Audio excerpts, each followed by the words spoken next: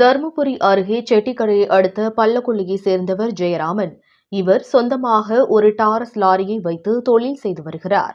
இந்த லாரியில் செங்கல் சூளையில் செங்கல் பாரம் ஏற்றி இறக்கி வருவது வழக்கம். இந்த நிலையில் லாரியில் ஏற்பட்ட சிறு பழுது காரணமாக வெல்டிங் வைப்பதற்காக வண்டியை குண்டல்பட்டி மேட்டில் உள்ள ரமேஷ் என்பவருக்கு சொந்தமான வெல்டிங் பட்டறைக்கு லாரியை கொண்டு வந்துள்ளார். தொடர்ந்து ஜெயராமன் பட்டறைக்கு வெளியே சாலையோரம் தனது லாரியை நிறுத்திவிட்டு பழுதை சரி செய்வதற்காக ரமேஷ் வெல்டிங் வைத்துக் கொண்டிருந்தார். அப்போது திடீரென்று லாரியில் தீப்பிடித்துக் கொண்டது. அந்த தீ மளமளவென பரவி வண்டி முழுவதும் பற்றிக் கொண்டது.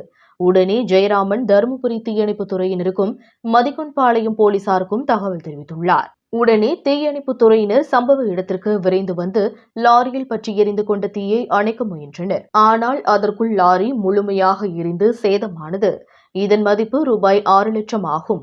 இந்த சம்பவம் குறித்து ஜெயராமன் கொடுத்த புகாரின் பேரில் மதிகொன்பாளையம் போலீசார் வழக்கு பதிவு செய்து விசாரணை நடத்தி வருகின்றனர். தருமபுரியிலிருந்து ரிப்போர்ட்டர் சீனிவாசன்.